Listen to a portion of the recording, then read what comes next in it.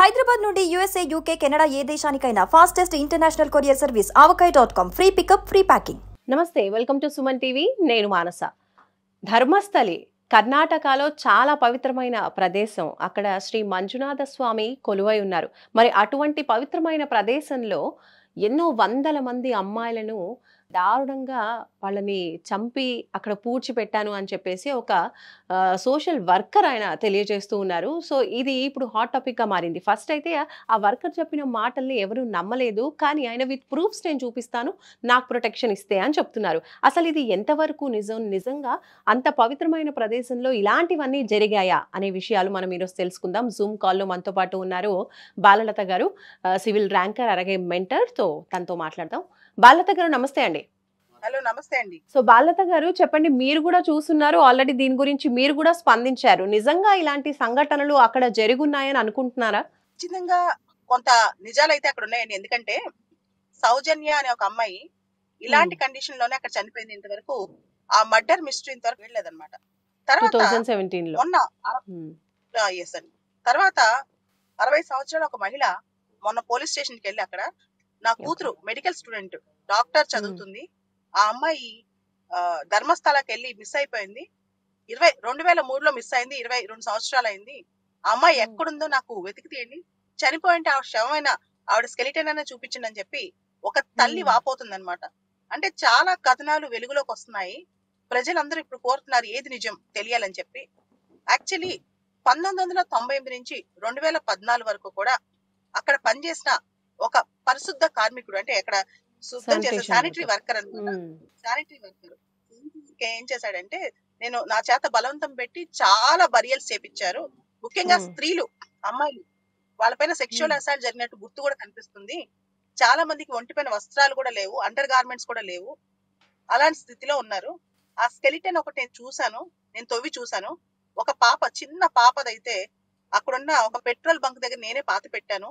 ఇలా వందల కొద్ది పాతి పెట్టాను 20 సంవత్సరాల కాలంలో. నన్ను బాగా బెదిరించి నా చేత ఈ పని చేయించారు. నాకు మనశ్శాంతి లేదు. అదే విధంగా చనిపోయిన వాళ్ళ ఆత్మలకి శాంతి కలగాలంటే ఇప్పుడు ప్రపంచానికి నిజం తెలియాలి, వాళ్ళని ప్రాపర్ గా పాతి పెట్టాలి. ఇదంతా చెప్తూ ఆయన పోలీస్ స్టేషన్ కి వెళ్ళాడు, కోర్టుకి వెళ్ళాడు. కోర్టులో ఒక స్కెలిటన్ సంబంధించి ప్రూఫ్ కూడా సబ్మిట్ చేసినట్టు తెలుస్తోంది. దీనికి సంబంధించి కర్ణాటక ప్రభుత్వం సిట్ కూడా వేసింది, స్పెషల్ ఇన్వెస్టిగేషన్ టీమ్ వేసి దీని మీద ఇన్వెస్టిగేషన్ చేస్తుంది. అయితే ఇక్కడ దక్షిణ కన్నడ జిల్లాలో ఉన్న ఈ ధర్మస్థల ప్లేస్ ఏదైతే ఉందో అక్కడ శ్రీ మంజునాథేశ్వర స్వామి ఆలయం ఉందన్నమాట.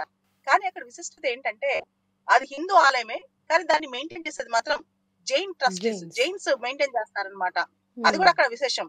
అయితే దీనిలో ఆలయానికి సంబంధించిన వాళ్ళు ఉన్నారా, లేదా పవర్ఫుల్ పీపుల్ ఉన్నారా, రాజకీయ నాయకులు ఉన్నారా, ఇన్ని వందల బరియల్స్ వెనకాల కథ ఏంటి అనేది ఇప్పుడు బయటికి రావాల్సి ఉంది. దీని మీద చాలా పెద్ద ఇన్వెస్టిగేషన్ స్టార్ట్ అయిపోయింది. సిట్ వాళ్ళు కూడా దీని మీద ఇప్పుడు ఇన్వెస్టిగేషన్ స్టార్ట్ చేసేసారండి. అయితే ఇక్కడ ఆడపిల్లలు, ముఖ్యంగా ఎవరైతే టీనేజ్ లో ఉంటారో, చిన్న పిల్లలు కావచ్చు, మహిళలు కావచ్చు, వాళ్ళ శవాలన్నీ కూడా పాతి పెట్టారు. 20 సంవత్సరాల పాటు వందల కొద్ది మాస్ బరియల్స్, అంటే వందల శవాలు పాతి పెట్టారని తెలుస్తోంది. దీనికి సంబంధించి సోర్సెస్ చెప్పడం ఏంటంటే, దీని వెనకాల చాలా పవర్ఫుల్ పీపుల్ ఉన్నారు, కర్ణాటకలో చాలా శక్తివంతమైన పీపుల్ ఉన్నారు. ఇది ఒక పెద్ద మాస్ మర్డర్ కేసులని, సెక్షువల్ అసాల్ట్ కేసులని చెప్తున్నారు అనమాట. వర్కర్ ఎవరైతే ఉన్నారో ఇప్పుడు ఇన్నేళ్ల తర్వాత, అంటే 2014 నుంచి కర్ణాటకలో లేడు ఆ వర్కర్, అక్కడ నుంచి వెళ్ళిపోయాను అని చెప్తున్నాడు. కానీ ఇప్పుడు వచ్చి, అంటే తన మనసు యాక్సెప్ట్ చేయట్లేదు కాబట్టి నేను ఇవన్నీ నిజాలు బయట పెడుతున్నా అని చెప్తున్నటువంటి ఆ వ్యక్తి ఈ టైంలో వచ్చి మళ్ళీ, అంటే అప్పుడు చెప్పకుండా ఇప్పుడు చెప్పడానికి గల కారణం ఏంటనుకోవచ్చు? 48 సంవత్సరాల ఒక శానిటరీ వర్కర్ అండి, దళిత కుటుంబానికి చెందిన వ్యక్తి అనమాట.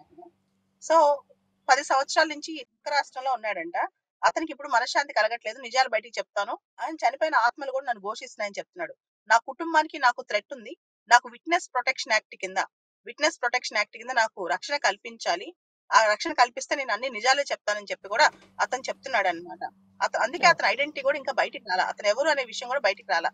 48 సంవత్సరాల ఒక దళిత శానిటరీ వర్కర్ అని మాత్రం బయటకు వస్తుంది. కానీ అతని కుటుంబానికి థ్రెట్ ఉందంటే, అతని కుటుంబంలోనే ఒక అమ్మాయిని కూడా ఇలానే చేశారని చెప్పి వార్తలు వస్తున్నాయండి. ఈ విషయం గురించి న్యూస్ వస్తున్నటువంటి తరుణంలోనే గతంలో కూడా తన కూతురు మిస్సింగ్ అని చెప్పేసి కోర్టులో కేసు కూడా వేసింది ఒక తల్లి. ఆ విషయం కూడా ఇప్పుడు బయటకు వచ్చింది, తను బయటకు వచ్చి చెప్పడం జరుగుతోంది. సో ఇలాంటివి ఇంకా ఎన్ని బయటపడతాయి అనేది మున్ముందు మనం చూడాలి. అసలు ఆ 100 మందిలో ఎవరికి సంబంధించిన వాళ్ళు, అసలు ఎంతమందిని చంపారు అనేది కూడా ఒక క్లారిటీ అనేది లేదు.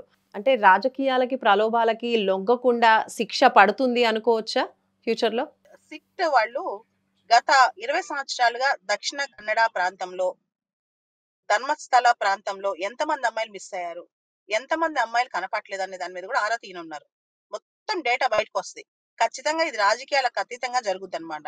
సో చాలా పెద్ద స్థాయి అధికారులతో సిట్ చేశారు కాబట్టి ఖచ్చితంగా నిజాలు బయటకు వస్తాయి అనుకుందాం. దాంతో పాటు పోలీసులు ఒక పర్మిషన్ కూడా కోరారు. ఈ శానిటరీ వర్కర్ ని అతని పర్మిషన్ తో లై డిటెక్టర్ మరియు బ్రెయిన్ మ్యాపింగ్ టెస్ట్ కూడా చేయించాలి అని. అంటే అతను చెప్తుంది నిజమా అబద్ధం అని చెప్పి lie detector test, brain mapping test కూడా చేయించాలి అని చెప్పి పోలీసులు ఇప్పుడు కోర్టును అడిగారు. సో ఇప్పుడు ఈ వర్కర్ కోరినట్టుగా విషయాలైతే బయటికి తెలియజేయట్లేదు. బట్ ఈవెన్ ఆయనకి స్పెషల్‌గా ప్రొటెక్షన్ ప్రొవైడ్ చేయండి అని కూడా అడుగుతున్నటువంటి పరిస్థితుల్లో అటువంటి స్పెషల్ ప్రొటెక్షన్ ఆ వర్కర్‌కి పోలీసుల నుంచి అందే అవకాశం ఉందంటారా? అంటే ఇప్పుడు పబ్లిక్ గా విషయం ఇంత బయటకు వచ్చింది కాబట్టి ప్రస్తుతానికైతే వర్కర్ థ్రెట్ ఉండదు, కానీ అతని బెదిరించే ప్రమాదం ఉండొచ్చు, కానీ ప్రాణానికైతే హాని ఉండదు. ఎందుకంటే ఇంత పబ్లిక్ లోకి వచ్చిన విషయం దేశవ్యాప్తంగా సంచలనం అవుతుంది కాబట్టి అతనైతే ఈ పథకాలను ఏం చేయాలని నేను అనుకుంటున్నాను. అంటే ఇంత పబ్లిక్ లోకి వచ్చినప్పుడు అతనికి ఏమైనా జరిగితే ఖచ్చితంగా ఇంకా గోల్ అవుతుంది కాబట్టి ఆ విషయాన్ని పెద్దగా హైప్ చేయకపోవచ్చు. కాకపోతే మాత్రం ఇన్వెస్టిగేషన్ ప్రాసెస్ లో ఎవిడెన్స్ లేకుండా చేసే ప్రక్రియ మాత్రం స్టార్ట్ అవుతుంది. దాన్ని పోలీసులు చాలా చాకచక్యంగా వ్యవహరించి ఎవిడెన్సెస్ అన్ని కూడా సేకరించాలి. ముఖ్యంగా సౌజన్య అనే అమ్మాయి మర్డర్ గాని, ఈ అనన్య అనే డాక్టర్ ఎవరైతే మెడికల్ స్టూడెంట్ ఉన్నారో వాళ్ళ అమ్మ 22 సంవత్సరాల నుంచి ఒక ఆడపిల్ల కనపడపోతే ఆ తల్లి యొక్క బాధ, 22 సంవత్సరాల నుంచి ఒక ఆడపిల్ల కనపడపోతే ఆ తల్లి యొక్క బాధ ఎంత వర్ణాతీతంగా ఉంటుంది అనేది కూడా మనం ఆలోచించాలి. ఇలా ఎంతమంది ఆడపిల్లలు మిస్ అయ్యారు అనే దాని మీద పెద్ద చర్చ. సో అక్కడ ఇప్పుడు జస్టిస్ ఫర్ సౌజన్య అని కూడా ఉద్యమం జరుగుతోంది. దీనిపై ఏం చెప్తారు? ఖచ్చితంగా కర్ణాటకలో మాత్రమే కాదు, పార్లమెంట్ లో కూడా, ఎందుకంటే పార్లమెంట్ మాన్సూన్ సెషన్ జరుగుతుంది కాబట్టి ఈ అంశం చర్చలోకి రావాలి. ఎందుకంటే ఇది దేశంలో ఆడపిల్లల భద్రత సమస్య. ఒక అమ్మాయికి దేశంలో బతికే హక్కు కూడా లేదా? ఇంతమంది అమ్మాయిలు సెక్షువల్ అసాల్ట్ గురై మాస్ గా బరియలు జరిగితే ప్రభుత్వమే కాదు దేశం కూడా బాధ్యత వహించాలి. సభ్య సమాజం కూడా ఇది ప్రశ్నించాలి. అప్పుడే నిజాలు బయటకు వస్తాయండి. కాబట్టి ఇది పార్లమెంట్ లో చర్చ జరగాలని కూడా నేను కోరుకుంటున్నాను ఈ అంశం పైన. అంటే ఇప్పటి వరకు చూసినట్లయితే ధర్మస్థలి అంటే ఆ దేవుడి ఆలయానికి చాలా మంది మనకి ఒక తల్లి తన చైల్డ్ మిస్సింగ్ అని చెప్పి తన అమ్మాయి మిస్సింగ్ అన్న విషయంలో కూడా చక్కగా దేవుణ్ణి దర్శించుకోవడానికి వెళ్ళినటువంటి పరిస్థితుల్లో మిస్ అయింది. ఇంకా దర్శనం చేసుకొని వస్తుంది అనుకున్నటువంటి అమ్మాయి తిరిగి రాలేదు అని చెప్తున్నారు. అంటే చాలా మంది కూడా ఆ ప్లేస్లో అంటే దేవుని దర్శనానికి కోసమే వచ్చినటువంటి పరిస్థితులు చాలానే ఉండొచ్చు.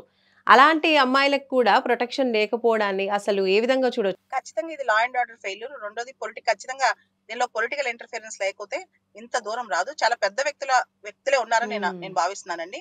ఒకవేళ శానిటరీ వర్కర్ చెప్తున్న నిజమైతే కనుక టెంపుల్ అడ్మినిస్ట్రేషన్ కూడా నేను ట్రాన్స్పరెంట్ గా ఉన్నాను, ఇన్వెస్టిగేషన్ సహకరిస్తానని చెప్తున్నా. ఎవరెవరు అంటే మొత్తం అడ్మినిస్ట్రేషన్ లేకపోయినా ఖచ్చితంగా కొంతమందికి అయితే దీనిలో ఇన్వాల్వ్మెంట్ ఉండే అవకాశం ఉంటుంది కాబట్టి పూర్తి స్థాయిలో ఇన్వెస్టిగేషన్ జరిగితేనే నిజాలు బయటకు వస్తాయి. ఓకే, అంటే టెంపుల్ టీం కూడా ఉండి ఉండొచ్చని అనుమానపడుతున్నారు. ఖచ్చితంగా ఎవరు. ఓకే, సో ఫైనల్లీ చివరిగా మీరు ఈ ఘటన పైన మీరేం చెప్తారు?